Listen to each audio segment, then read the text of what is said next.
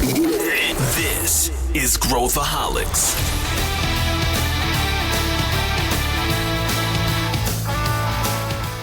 Olá, aqui é Pedro Van Gertner, eu sou o CEO da ACE e esse é Growthaholics, o podcast para quem adora inovação e empreendedorismo. Você entende como a tecnologia pode impactar o seu negócio? A gente vai fazer hoje uma viagem no tempo. A gente vai olhar para o passado da tecnologia no Brasil e do futuro, fazendo apostas do que a gente acha que vai acontecer. A gente vai entrar a fundo em vários temas e apresentar visões não comuns sobre esses assuntos, como é praxe aqui no Growthaholics. E para discutir esse tema, eu trouxe o Sérgio Larentes, que é CEO da MET, e o Kim Silvestre, que é Head de Transformação Digital aqui na Ace Cortex. Vem com a gente! Vamos mergulhar no mundo da tecnologia com o meu velho amigo, não tão velho de idade, porque isso me faz muito mais velho se ele for velho, mas velho de tempo que a gente se conhece, Sérgio Larentes. Tudo bem, Sérgio? Seja muito bem-vindo aqui ao Growthaholics. Valeu, bom dia, Pedro, bom dia para todo mundo. Vamos lá, vamos conversar hoje. Sérgio, conta um pouquinho de onde você vem, o que você faz aí para a galera que não te conhece. Vamos lá, sou Sérgio Larentes, estou nesse mercado aí de tecnologia já tem 21 muitos anos. Hoje eu sou diretor de operações delivery do MEF Group, né? O MEF Group é uma holding que tem como vocação conectar marcas e pessoas através de aplicação de ciências exatas. Hoje a gente justamente faz uso de um grande arcabouço técnico e metodológico para conseguir ampliar o resultado das empresas. Boa, gostei. Quando o cara fala arcabouço, isso é um bom sinal de que o episódio vai ser muito bom. E também temos aqui Kim Silvestre, o nosso já veterano aqui, participante do Growthaholics. Tudo bem, Kim? Tudo ótimo, Pedro. Obrigado aí pelo convite mais uma vez. Prazer estar aqui para conversar sobre esse assunto polêmico, interessante e que todo mundo tem um pouco de curiosidade, né? Boa. O Kim, ele está na Ace Cortex, né? Nossa unidade de consultoria há bastante tempo, empreendedor também, raiz. Vamos abrir aqui essa conversa falando um pouco sobre tecnologia, né? A tecnologia no meio empresarial já não é de hoje, né? A gente já tem aí há muitos anos a tecnologia, só que eu queria fazer com vocês um pouco o timeline do que aconteceu. Quando a gente começou lá atrás, né, Sérgio, a entregar a tecnologia, basicamente a gente tinha grandes pacotes de software que faziam tudo, né? Quer dizer, o cara comprava um negócio e meio que casava muito centrado no ERP e muito desenvolvimento, muito código, né? Muito desenvolvimento de software. Como é que a coisa evoluiu de lá para cá? O que a gente tem hoje no mercado? Quais foram as ondas, se a gente puder estabelecer aqui em tecnologia? Pega lá atrás, né, década de 90, né, o pessoal começou a digitalizar, chão de fábrica, começou a ter a digitalização até por causa da abertura da internet aqui no Brasil. Era a época dos pacotes monolíticos, como tu falaste, né, então a corporação, ela casava, basicamente, né, então eu precisava de um sistema de controle de supply chain. Mas, poxa, se eu preciso de supply chain, eu também preciso controlar aqui o inventário. Então, se eu preciso do inventário, esse negócio vai sair para algum lugar. Qual é o pacote que resolve? Quem é o cara que resolve tudo? Então, a gente vai lá e contrata um grande RP que tem isso, né? E aí, esse grande RP faz o quê? Ele vendia para nós uma licença, e essa licença era de algo que a gente colocava lá no servidor, no data center, né? Das companhias.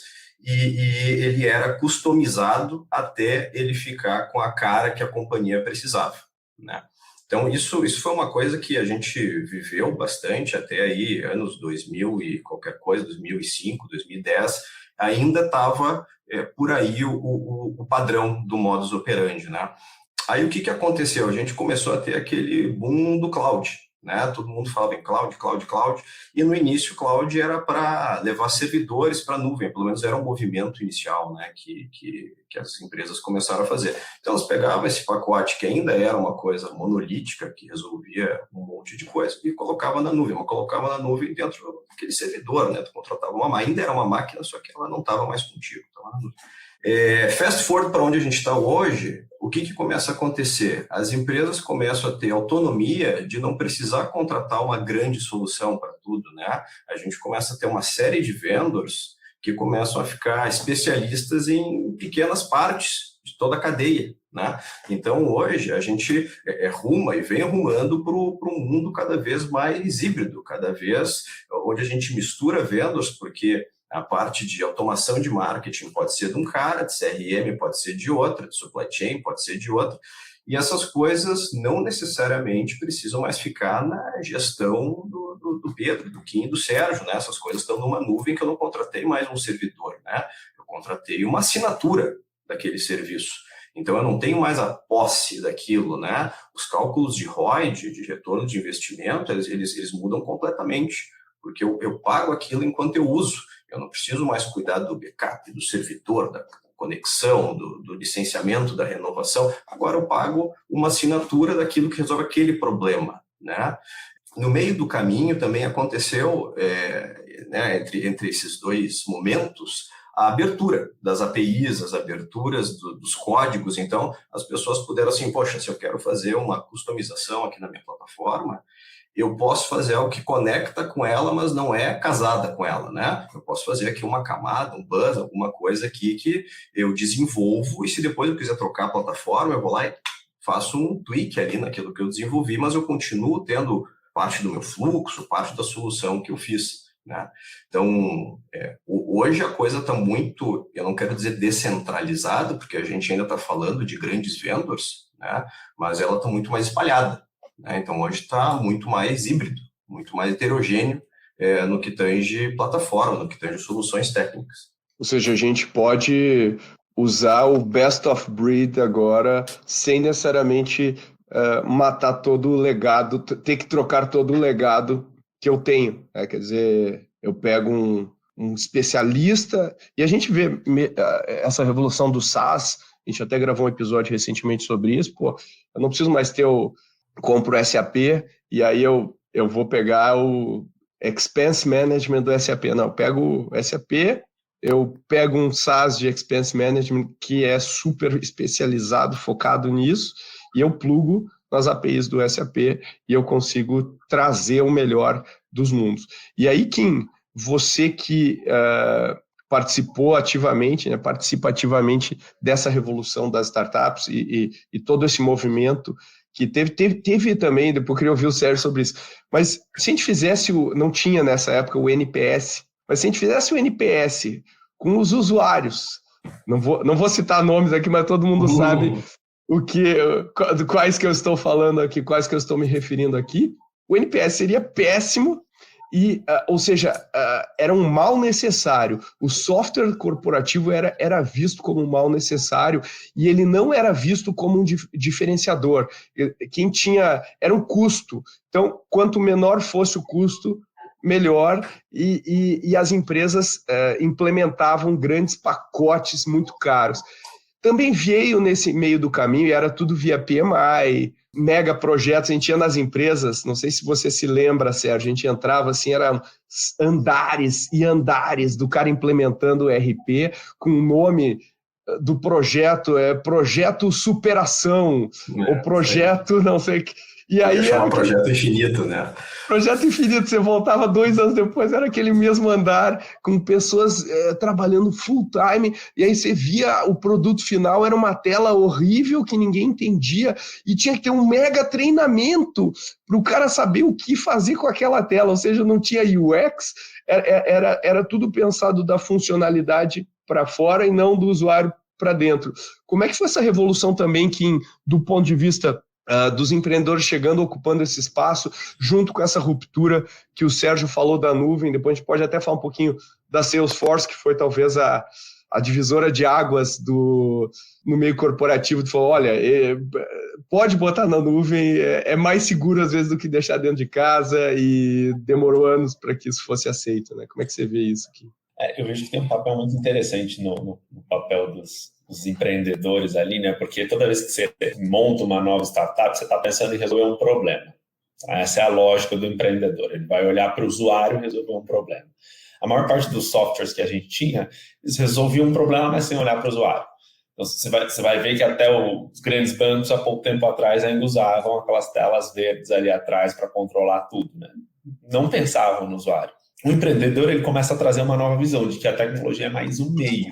Então, eu vou resolver o problema, vou ter uma camada tech aqui, mas ela vai ser a mais fina possível. E aí, se você conversa com a maior parte deles, você vai ver que eles começam, eu comecei assim, os empreendedores começam assim com aquela camada que só tem uma landing page. Todo o resto não existe. E ela é 100% pensada no usuário. É muito simples, não é? Parece muito besta, inclusive, mas isso, na minha visão, tem um impacto muito grande no mercado de tecnologia.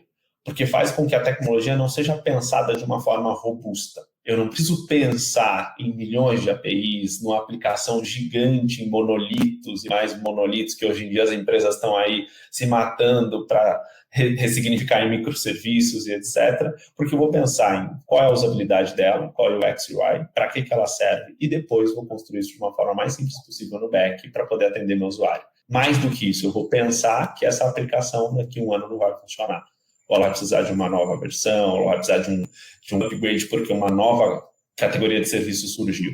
E eu conecto isso muito diretamente a esse boom das startups como um todo. Lógico que começa muito mais lá no Vale, mas que vem e espalha pelo mundo todo, que a gente tem pouco dinheiro, não precisa necessariamente construir a tech, mas precisa resolver o problema. E isso puxa, na minha visão, essa camada onde a tecnologia ela passa a não ser a tecnologia do servidor, a tecnologia do monolito, mas a tecnologia do microserviço, a tecnologia da centralização no usuário, que inclusive vai surgir dentro do método ágil, todo, né, do movimento ágil, na própria estrutura de desenvolvimento, por conta dessa cultura que vai se criando. Então, acho que tem um impacto, na minha visão, é extremamente claro e direto.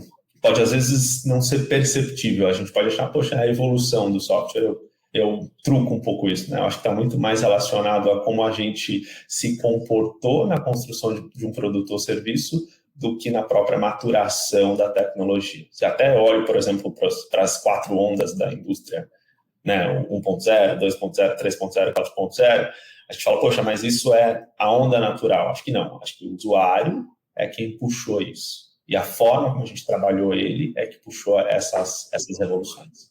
Sérgio, eu me lembro lá atrás, quando a gente desenvolvia software, a gente usava determinadas linguagens. O André, que é sócio, também ele é mais antigo ainda e programava em coisas mais baixo nível, como a gente fala. Para quem está ouvindo, comenta um pouco da evolução também do desenvolvimento de software, né? O que aconteceu com o desenvolvimento de software nesses 20 anos, 20 e poucos anos também, porque acho que isso também ajudou a destravar isso que o Kim está falando. Eu consigo fazer produtos mais rapidamente, testar coisas mais rapidamente do que eu conseguia antes, né? Consegue. Acho que tem um movimento enorme que tem relação também com o cloud, né? Então essas coisas vieram juntos, inclusive nessa onda das indústrias, como o Kim comentou, que foi um ciclo virtuoso, né? A tecnologia andou e democratizou coisas que permitiram que o negócio focasse na solução do problema. Então a gente começou a ver que precisava perder menos tempo enterrando cano e mais tempo pensando no usuário, mais tempo resolvendo problema de negócio, né? E isso aconteceu por essa democratização e por essa evolução, vamos dizer assim, também da indústria tecnológica. Lá atrás, eu não sei até onde atrás eu devo ir aqui para não assustar ninguém, né? Mas há muito tempo atrás, quando você queria compilar um software, você tinha que entrar numa fila de compilação, imagina a loucura, né? Então, eu queria fazer um teste. Eu não posso testar, eu não tenho autonomia para testar. Eu coloco aqui o meu softwarezinho numa fila e eu espero a minha vez. Daqui a meia hora, 40, isso era muito em banco, né? Daqui a 1 hora, 2 horas, 6 horas, às vezes a gente botava no final do dia para compilar, porque a gente queria ver se de manhã tinha dado certo o teste. Então você imagina o tempo que a gente tinha para descobrir uma falha, né?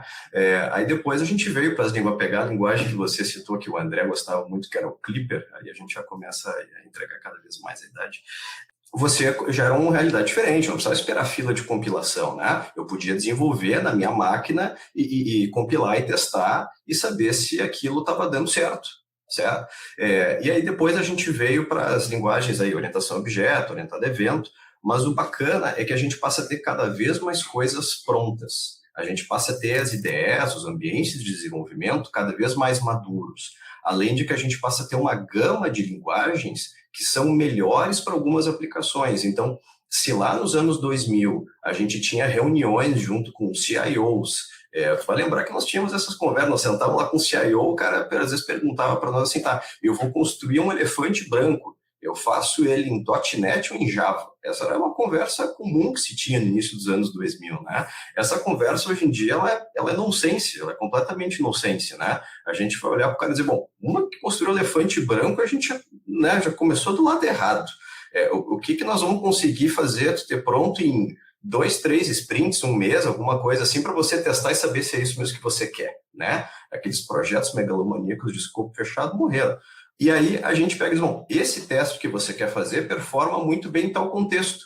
Vamos pegar aqui uma linguagem X, vamos criar um sandbox, vamos criar um MVP e vamos pegar 10 pacotinhos prontos, vamos fazer uso de alguma coisa que já tem pronta em cloud, vamos conectar essas coisas, muito mais um Lego do que genuinamente construir do zero, tijolinho em cima de tijolinho, né? E isso dá uma produtividade tremenda para um time de desenvolvimento, né? Você não abre hoje uma tela do IDE, importa um pacotinho, respira fundo, né? Faz assim com as mãos e diz, bom, hoje é o dia 1 de 100 desse meu código aqui que eu estou construindo, né? Na primeira semana você já arrastou 35 componentes, já pegou um negócio pronto da nuvem que talvez tenha sido uma startup, que justamente foi criada para fazer aquele pacotinho, e aí você pegou algum vendor e conectou e diz, bum, cliente, olha só, está aqui teu MVP em um mês, em uma semana, vai saber, que permite que você consiga capturar determinado do seu usuário para fazer uma campanha qualquer. Isso é rápido, né? E todo esse ciclo que a gente saiu dessa coisa de ter que aguardar para testar, depois testar rápido, depois já ter coisas testadas e tu montar peças, levou, puxa, nós estamos falando aí de 15 anos, né? Aos poucos as coisas foram acontecendo. Agora, particularmente, a gente está numa onda muito bacana e, ao mesmo tempo, é uma onda que gera vários contenciosos aí, né? Tipo o Copilot, o Whisper, né? Da Amazon e do Git, que eles fazem um autocomplete de código, por exemplo. Isso aí é uma coisa muito divertida, porque o coder está lá, ele consegue ser mais produtivo ainda. O cara começa a fazer uma coisa e tem uma base de coisas prontas que ele já sugere, tu encaixa. Uau, eu produzi 1000 linhas de código em 2 dias, impressionante. E aí começa toda uma conversa de propriedade intelectual e tal, que é um papo muito mais complexo. Mas ainda assim é impressionante o foco que se deu na produtividade que um desenvolvedor consegue ter, e mais do que isso, o quanto a barreira para ser considerado um desenvolvedor baixou. Hoje existem desenvolvedores que não são tech. Se é uma pessoa boa de lógica e ela tem o ferramental correto, ela consegue fazer muita coisa sem fazer uma linha de código. E isso é uma coisa que o movimento low code, na época se chamava de no code, né, lá no início dos anos 2000, ele demorou a tracionar, justamente porque ele é muito limitado, né? Mas hoje, quando você entra nos wizards de um Azure, ou enfim, não vou ficar citando o nome de ferramentas, mas você tem lá wizards enormes que você consegue construir meia aplicação, fazer uma linha de código, e imputar dados, e processar dados, e transformar dados. Então, hoje a gente realmente tem um ferramental que uma pessoa com menor skill técnico consegue fazer muita coisa, e alguém com skill técnico consegue fazer 10 vezes mais do que fazia uns anos atrás. E se eu puder fazer um gancho aqui, Sérgio, né? Acho que isso tem tudo a ver com aquela pergunta que o Pedro fez, né? Por que as aplicações hoje estão mais relacionadas com o usuário, estão mais simples? O próprio desenvolvedor não é mais aquele... O perfil dele mudou, de fato, mas tem uma palavra muito interessante que você trouxe, que é a cabeça de negócio, né? A cabeça de negócio foi com que essas novas ondas, essa percepção de que a gente não precisa ter esse back tão grande, que essas novas ferramentas possam ser criadas, que foram criadas pelos próprios desenvolvedores, fossem criadas. E eu atrelo muito isso ao tempo, ao tipo do perfil do novo desenvolvedor que está ali codando, essa cabeça de negócio, né? A regra de negócio, como ele está vendo. E o principal ponto para mim isso trouxe agilidade. É rápido para o desenvolvedor ver o resultado prático da aplicação. Antes, você tinha um cara que só fazia o back, que nem entendia necessariamente como que aquilo ia estar indo para o usuário final, ou que estava fazendo layout, por aí vai. Hoje é muito mais rápido, então ele consegue ter um feedback muito mais estruturado, isso permite que a evolução do software seja cada vez mais rápida. Perfeito. Olhando isso, tem algumas implicações, sempre tem dois lados aí da moeda, mas ouvindo vocês, né, o impacto que isso tem automaticamente eu aumento minha área de exposição de pessoas que conseguem desenvolver código, eu reduzo o custo de desenvolvimento de um código e isso me permite também fazer experimentação, porque, que nem tu falou, em 3 semanas a gente coloca uma versão e daí você avalia e tudo mais. Era impensável isso, né, Sérgio? Era, né, a data que o negócio vai à produção, um negócio, assim, era um evento nas corporações, dava pau em tudo, travava tudo. Tem empresa que parava de faturar, era um negócio horrível. E hoje a gente consegue compartimentalizar, lançar partes do código e tudo mais. Mas a minha pergunta para vocês, na minha palestra, até a semana eu fiz essa mesma pergunta numa palestra que eu dei, que é o seguinte, é uma sala cheia de executivos e eu perguntei, a gente estava comparando as empresas do Vale do Silício com as empresas brasileiras, e eu fiz uma pergunta, qual tecnologia hoje você não tem dinheiro para comprar? Qual tecnologia? Me fala uma tecnologia qualquer que você não tem dinheiro para comprar. Todas você compra hoje. Porque a economia, os economics de comprar, eu posso comprar um usuário, eu posso comprar uma licença, eu posso comprar, quer dizer, eu não preciso mais implementar todo, assim, o terreno do jogo nivelou geral. Todo mundo tem acesso a tudo. E a minha segunda pergunta é, se isso é verdade, por que vocês não usam tecnologia pra cacete dentro das empresas? Por que vocês não resolvem todos os problemas? E por que o Vale do Silício faz isso e a gente não faz isso em 99% das empresas? E a resposta, eu queria ver o que vocês acham, mas para mim ela está dividida em 2. Uma é capital humano que saiba fazer isso, mas não só saber fazer, mas o capital humano que saiba pensar sobre isso, saiba que é possível fazer isso. Como é que vocês... Porque hoje, pela primeira vez na história, a gente tem mais tecnologia do que as pessoas usam, do que a gente tem mais capacidade de tecnologia do que as pessoas usam, em tudo que é cenário, em AI e tudo mais. Como é que você vê isso, Sérgio? Você que está no dia a dia aí, depois quero ouvir o Kim, nas empresas, você acha que esse é o gap mesmo? As pessoas não usam, né? Não sabem que existe e não sabem fazer isso acontecer. Como é que você vê? Olha, Pedro, na MEF a gente atende muitos bancos, né? E a gente atende muitas indústrias. Então, a gente fala com executivos de diferentes momentos da maturidade digital, assim, né? Na jornada deles até chegar ali no pote de ouro da transformação digital, tudo que eles estão em momentos diferentes. Eu acho que são 2 coisas, vamos organizar aqui as ideias. A primeira delas é o seguinte, não existe, a gente não tem hoje pessoas que saibam do que já dá para resolver com tecnologia sem precisar construir. Então, a primeira coisa é isso. A gente tem hoje um cardápio infinito de coisas que são pré-prontas. Como eu disse, a gente tem peças de Lego infinitas espalhadas no mundo de tecnologia. Uma pessoa que tenha conhecimento desse cardápio, todas essas peças todas, vai conseguir montar virtualmente qualquer coisa. Então, as pessoas que conheçam esse cardápio, que estejam antenadas no que está acontecendo, são poucas. Né?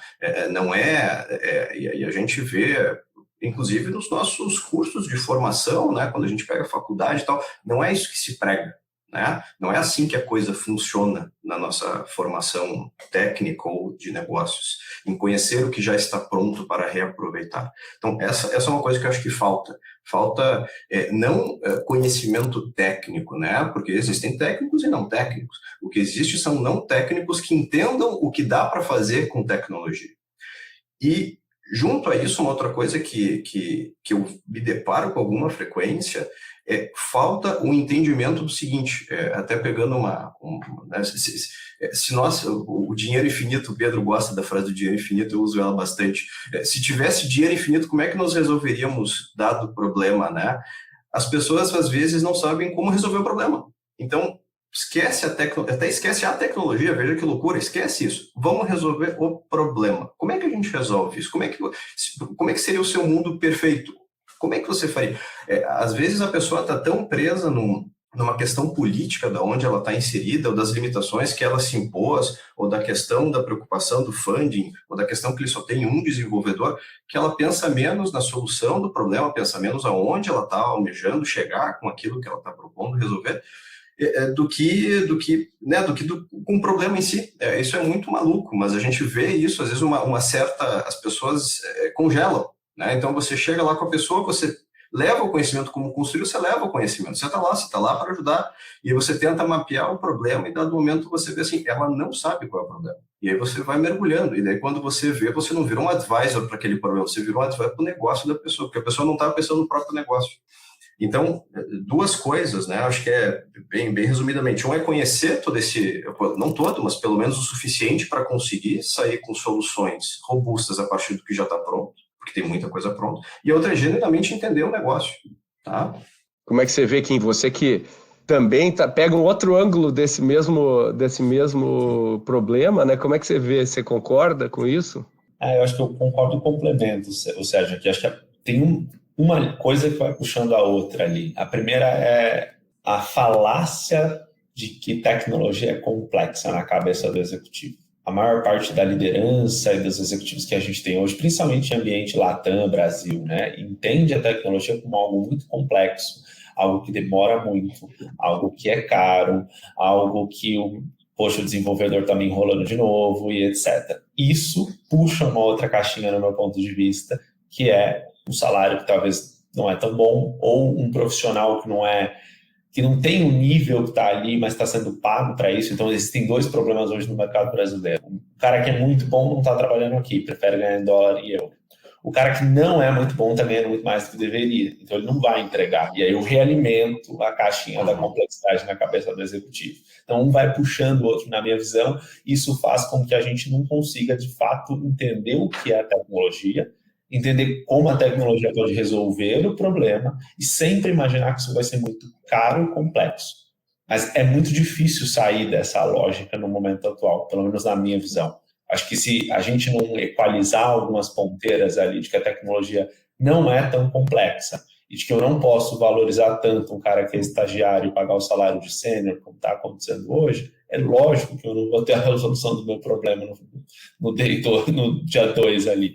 Então, eu acho que essa visão de negócio, essa visão lógica, né? Eu acho que a gente tinha que aprender em qualquer ambiente de negócios.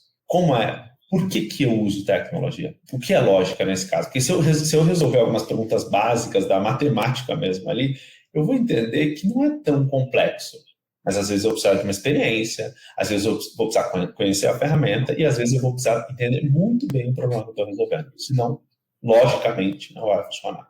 Eu fico pensando aqui, né, alguns fatores que agravam esse problema.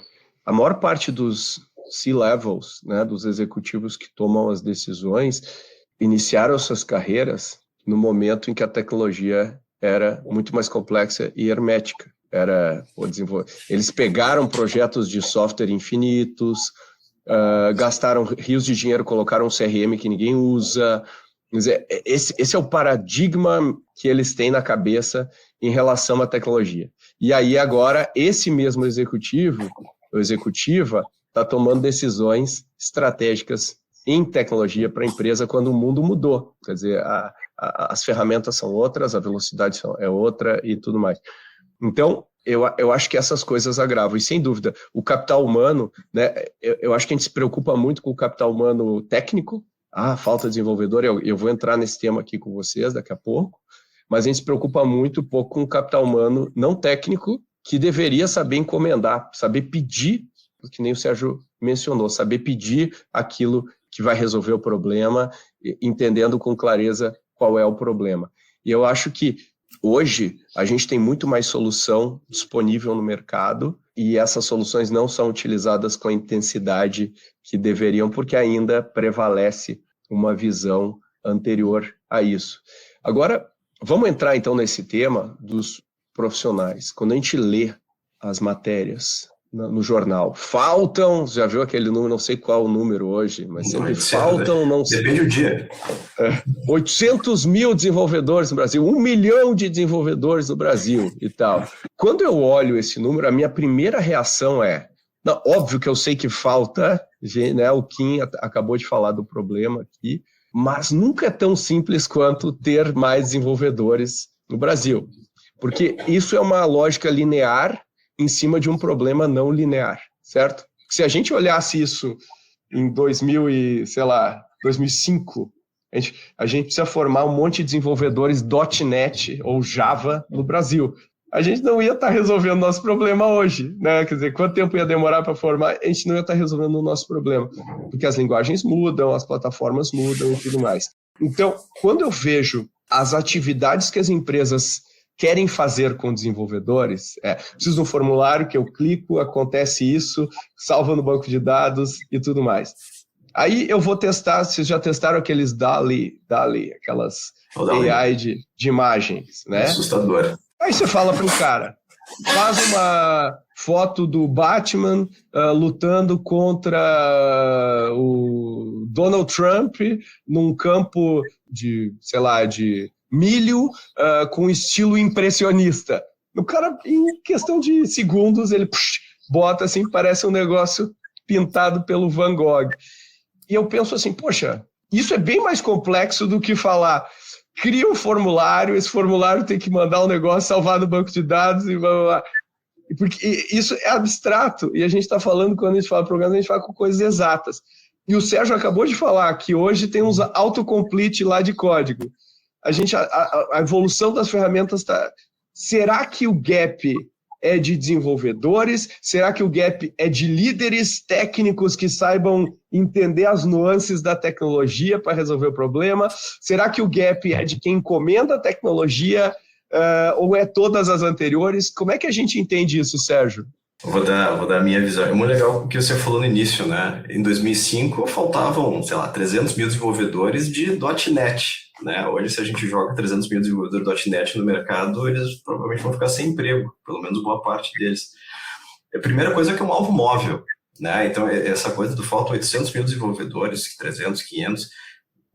que o alvo é móvel, e outro, que desenvolvedor não é commodity. É uma coisa muito maluca quando a gente coloca um número, né?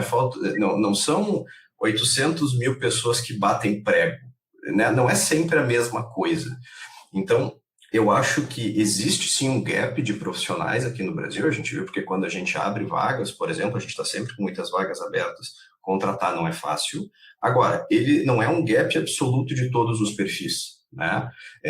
Então, por exemplo, nós como uma consultoria, né, que tem esse propósito de ciências exatas, a gente busca pessoas que não só têm algum tino técnico, como têm algum tino de negócio, especialmente de negócio. O técnico a gente entende que a gente consegue ensinar, né, se a pessoa tiver a lógica. E aí, estes perfis que têm boa fluência de negócio, com algum skill técnico, especialmente para conseguir conceber as soluções, não criar as soluções do código de montar caixinha, mas de conceber o que é a solução, essas pessoas sim estão em falta, né?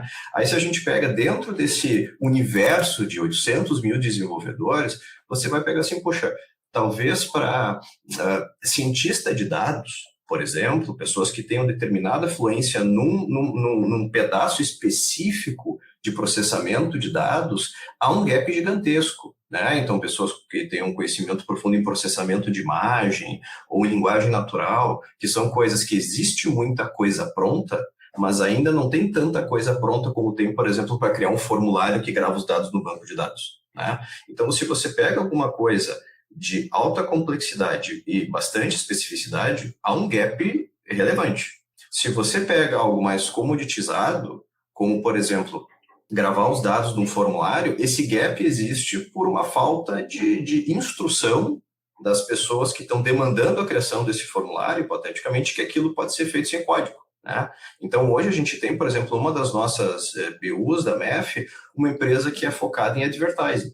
Essa empresa, para todos os efeitos, desenvolve software, mas ninguém faz código. Eles simplesmente sabem operar o ferramental que lhes cabe para fazer boa parte das soluções, que no final é um software, mas eles não fazem nada que exija código. Então, minha visão, né? Existe sim um gap. Eu acho que existe todo um movimento de retrofit, né? De pessoas que têm uma formação em exatas conseguirem ir para uma carreira um pouco mais técnica, porque agora, como as barreiras são mais baixas, isso é muito mais viável, mas eu acho que o gap não é tão grande. O gap maior não é headcount de desenvolvedores, o gap é de pessoas que consigam pilotar a tecnologia que a gente tem hoje para que sejam necessários menos desenvolvedores. Eu me pergunto isso, né, que quando eu vi uma entrevista, eu fiz uma entrevista com o Diego, que era CFO do iFood, e ele me disse que, não me lembro, na área financeira do iFood, acho que 30%, 40% do time sabia programar minimamente lá no Python e fazer. Quer dizer, mas não era um cara engenheiro de software, era um cara formado em contabilidade que sabia Python. E aí quando a gente fala de nuance, né, Kim, será que não é isso que a gente precisa? Empoderar melhor as outras áreas, ao invés de simplesmente adotar essa solução de formar engenheiros e engenheiras de software? Como é que você vê isso? Eu acho que é uma das saídas. Quando a gente está em corporação, a maior parte delas hoje em dia reclama. Eu vou fazer um gancho para uma outra coisa aqui, que o ágil não funciona. E aí, quando você começa a entrar, diagnosticar, entender o porquê, a maior parte do que não funciona é porque o líder não faz ideia do que quer. Toda semana ele pede uma coisa diferente. Toda semana não, todo dia. Então, ele não entende o problema e pede uma coisa diferente. Se eu faço um paralelo com a tecnologia, um dos grandes problemas que a gente tem, a gente vê isso. Eu preciso do formulário. Essa frase a gente vai escutar em todos os corredores de grandes empresas todos os dias. Eu preciso desse botão verde aqui funcionando. Para quê? Então, eu acho que existe um gap muito maior na formação de líderes que entendam o papel da tecnologia, e aí atrelado a isso, acho que você trouxe, Pedro, né? Poxa, as áreas de negócio muitas vezes solicitam coisas para a área de tecnologia que fica sobrecarregada de uma forma desnecessária, nem é necessária a tecnologia ali, simplesmente porque o líder acha que precisa daquilo e quer, às vezes, até empurrar o problema com o coleguinha do lado. Então, no meu ponto de vista, esses 800 mil não existem, o gap não está aí. Se a gente tivesse 800 mil desenvolvedores agora, as empresas não teriam o nível de tecnologia que elas precisam ainda. Porque, na minha visão, as empresas não conhecem o problema que precisam resolver pela tecnologia. E aí isso vai mudar, vai mensurar a cada semana, a cada mês que a gente está passando ali, essas coisas mudam. Mas o gap, para mim, está muito mais na camada da liderança, compreender a tecnologia, compreender os seus pedidos e entender como eles podem ser resolvidos dentro de casa. É lógico, né, como o Sérgio falou, quando a gente vai para o dia a dia ali do desenvolvedor, você vai ter tecnologias onde você vai precisar de gente com mais conhecimento, são novas, outras que são mais fáceis de automatizar como um todo. Mas mesmo em qualquer uma dessas vertentes, o maior problema está em por que está se fazendo isso, né? O porquê que eu quero fazer essa coisa acontecer. Então, se você... Um exemplo de uma empresa que a gente estava essa semana, né? Um MVP que tem 2 anos na mesma versão. Não é um MVP. De longe não é um teste, né? Não é nem um protótipo, e não sai. Eles ficam fazendo esse protótipo e colocando features ali. Poxa, é lógico que eu vou precisar de 10 desenvolvedores, porque eu estou desenvolvendo um Frankenstein cheio de bracinho que não resolve problema nenhum e não estou focando no problema. Então, eu preciso de mais desenvolvedor. Agora, se a liderança tivesse mais conhecimento do problema que está sendo resolvido, talvez um desenvolvedor resolvesse todo o problema em uma semana. Talvez essa lógica, na minha visão, é que falta, principalmente no ambiente Brasil que a gente tem. E aí tem muito a ver com essa, na minha visão, distância entre a liderança e a tecnologia, talvez por os estigmas de ela ser complexa, e aí a gente pode criar hipóteses diversas. Se a gente puder olhar isso, né, eu gosto muito da Rita McGrath, que é acho que é a pensadora aí de estratégia mais relevante, viva hoje, que eu acredito, acho que ela é excelente. Então ela fala que se você quer olhar uma tendência, em vez de olhar reportes futuristas e tal, olha o que está acontecendo lá no atendimento ao cliente, que é ali que você vai ter a temperatura. E eu acho que o que a gente está vendo, por exemplo, empresas como a Microsoft, que lançou lá por exemplo, o Power BI é um ótimo exemplo. É uma ferramenta que ela pode ser utilizada por um data scientist super top, mas ela ganhou uma adoção hoje nas empresas para fazer dashboards brutal, e não são desenvolvedores. Recentemente ela lançou o Power Apps, que é basicamente programar, né, juntar as pecinhas do Lego para criar aplicações. Pegando esse gancho, agora eu queria perguntar aqui para o Sérgio, olhando o que está acontecendo agora, o que a gente prevê? Como que a gente enxerga o que deve acontecer? A tecnologia cada vez mais acessível, esse gap hoje está muito mais em capital humano do que tecnológico, e não só sob o ponto de vista de conhecimento de tecnologia, mas N coisas referentes ao mindset, né, Kim, de agile, de como entregar projetos. Vamos fazer algumas apostas de futuro, Sérgio? Como é que você vê indo para frente? O que vai acontecer? Vai ter um DALI que eu só falo, cara, preciso de um software que resolva isso aqui, ele cospe o software, tá pronto, não deixa ele dar pau, cuida da segurança e tal. Quer dizer, as questões de privacidade e segurança vão se tornar mais relevantes à medida que eu vou criando uma camada que abstrai o desenvolvimento e eu não sei mais o que é o baixo nível. Por um lado é ágil, por outro lado se dá um pau para a empresa e ninguém sabe resolver. Quer dizer, o que vai acontecer no futuro? Quais são os problemas e as oportunidades que você vê pela frente? Muito legal, Pedro. Excelente pergunta. Eu estou por essa vertente. Eu acho que a gente está indo para um caminho onde 80%, né, para fazer um 80-20 aqui, 80% da produção tecnológica de software vai ser gerada através de alguma automação. Acho que a gente está indo para esse caminho, né? E isso não só software. Essa semana teve o Facebook divulgando que tem gerador de vídeo, né? Agora não tem só gerador de imagem, agora já tem gerador de vídeo a partir de um briefing dado em inglês, né? A gente também tem um momento que eu acho interessante comentar, que não adianta jogar dinheiro no problema, né? A gente vê, por exemplo, o Google toda hora cancelando projeto, né? Todo o dinheiro que o Google tem, né? Ontem mesmo cancelou mais um projeto, cancelou o Stadia. Então, isso acaba valorizando um analista de negócio, então a pessoa que genuinamente escreve as regras, que é o que vai fomentar este algo que ajuda na geração de software, essa pessoa passa a ser cada vez mais importante, né? E ela se confunde com o antigo papel do analista de sistema, então a gente passa a ter uma espécie de analista de negócio, analista de sistema, que é o cara que entende o motor. Eu acho que a gente inevitavelmente tem um cluster de pessoas que fica operando embaixo do capô, para que quando der um problema, a gente não fique refém daquela solução que foi criada de forma automatizada, né? E isso, de certa maneira, já acontece em algumas indústrias, né? Na indústria de segurança da informação, por exemplo, a gente tem ferramentas que são de detecção de invasão, né? De intrusão. Só que, mesmo que essas ferramentas tenham 90 e tantos % de assertividade, elas ainda têm operadores humanos que ficam alimentando essas ferramentas para que elas consigam ser efetivas.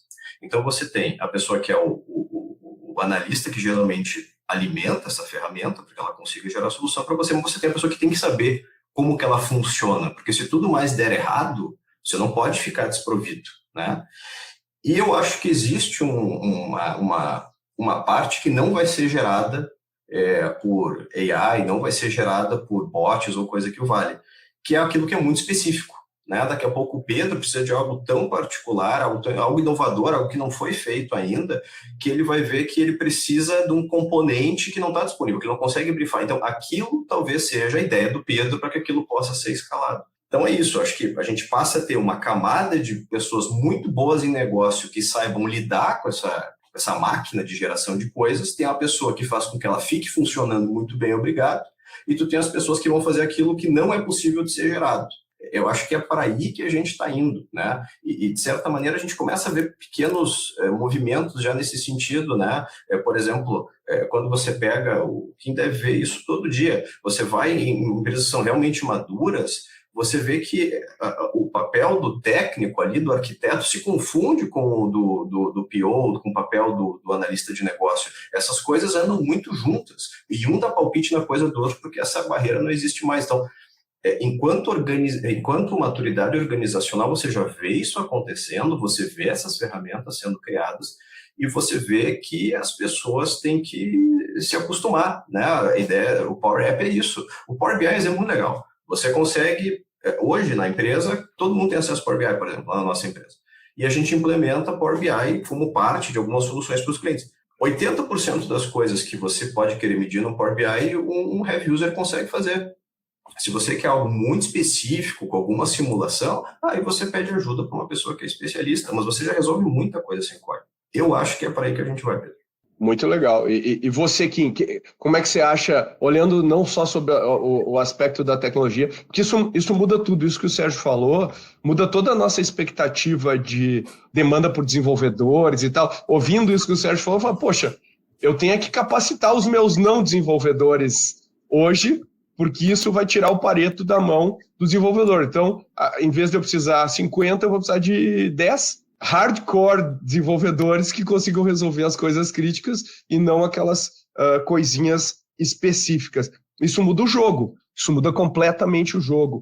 E eu acho que talvez o caminho seja mais ou menos por aí. Mas não é só isso, né, Kim? Não é só desenvolvimento e a gente precisa saber encaixar as peças do Lego, não só de tecnologia, mas de negócio junto com a tecnologia.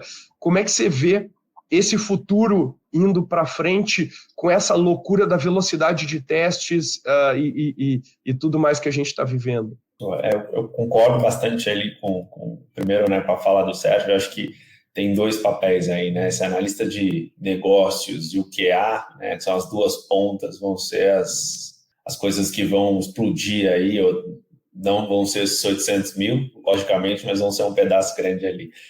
E da sua pergunta, Pedro, acho que o ponto principal é que a empresa precisa ter o mindset digital. Talvez aí esteja a resposta, né? Quando a gente fala dessa formação desses analistas de negócio, dessas pessoas que vão pedir a informação e etc., eu acho que a gente tem que dar um passo além disso. Não são só as pessoas que vão pedir, é a companhia. A companhia tem que pensar que ela precisa usar a tecnologia para ser mais rápida, mais veloz, lançar testes mais rápidos, mas saber quais testes vão ser lançados. Isso não é uma realidade. Não é. Você pode pegar a empresa mais digital dentro do nosso país hoje, que não é assim que funciona. Você tem muitas áreas lá dentro que não pensam de forma digital, não pensam para o negócio, pensam para a área. Então, eu acho que a grande virada que a gente vai ter ali em alguns anos aí nas empresas que vão sobreviver e vão estar muito mais relevantes, é a empresa que vai, como companhia, pensar de forma digital para ser mais veloz, mais integrada e mais simples. É muito difícil fazer todas essas coisas. O último, que é o simples, talvez seja o mais complexo, né? Como a gente usa a camada digital de uma forma que qualquer um na companhia compreenda o porquê. Que é a história que você comentou lá do cara que está na área de finanças conhecer sobre Python. A gente tem que fazer com que todo mundo conheça sobre a tecnologia. Se a tecnologia já permite isso via low-code, via todas essas automações que o Sérgio comentou, o porquê não toda a companhia tem essa cabeça digital? Para mim, o desafio está aí. O desafio dos CEOs, dos novos diretores, está nesse ponto. Se eles não quebrarem a gente pode ir para a linha do que a gente comentou ali, de ter ótimos analistas de negócio, ótimos QAs que vão fechar o processo, mas ainda assim você vai ter muito dinheiro jogado no lixo, porque não vai conversar com o negócio ou a gente não vai conseguir escalar. Olha aí, eu espero que quem tenha ouvido esse episódio tenha tido a sua cabeça explodida como eu. A gente falou de coisas muito profundas aqui que impactam diretamente a maior parte das estratégias das empresas. E eu acho que elas deveriam ficar muito, muito atentas a tudo isso. E dito isso, quero agradecer imensamente aos meus debatedores aqui que me fizeram pensar e fizeram os nossos ouvintes pensarem. Eu queria primeiro agradecer aqui Sérgio Larentes, muito obrigado pela sua participação no Growthaholics, inaugurando aqui, vamos te chamar, tu virou o nosso assessor de assuntos tecnológicos daqui para frente. E quem quiser entrar em contato contigo, Sérgio, também compartilha aí o teu contato. Pode mandar e-mailzinho, sergio@mesh.group. Boa, valeu, obrigado pela tua participação, cara. Obrigado. E Kim Silvestre, obrigado novamente, como sempre aí, abrilhantando nosso podcast também. Deixa o teu contato aí para a galera, quiser falar mais sobre isso, entender como que o Cortex pode ajudar as empresas a pensarem de um jeito diferente. Boa, Pedro. Obrigado. Meus contatos são sempre Kim Silvestre, o meu e-mail é kim@goace.vc. E eu queria deixar também uma dica para quem ouviu aqui o nosso podcast, que quiser pensar um pouco mais de uma forma simples sobre tecnologia. Tem uma ferramenta do MIT que se chama Scratch. Scratch, SCRATCH. Ela ajuda qualquer um a pensar sobre programação. Então, quem quiser entender isso que a gente acabou de falar, entender como que não precisa ser complexo e como que a gente pode criar esses formulários incríveis de uma forma lógica, fica a dica aí para vocês darem uma estudada. Brincarem com a ferramenta no final de semana pode ajudar um pouco. Vai para as anotações aqui das notas do episódio e muito obrigado, até a próxima.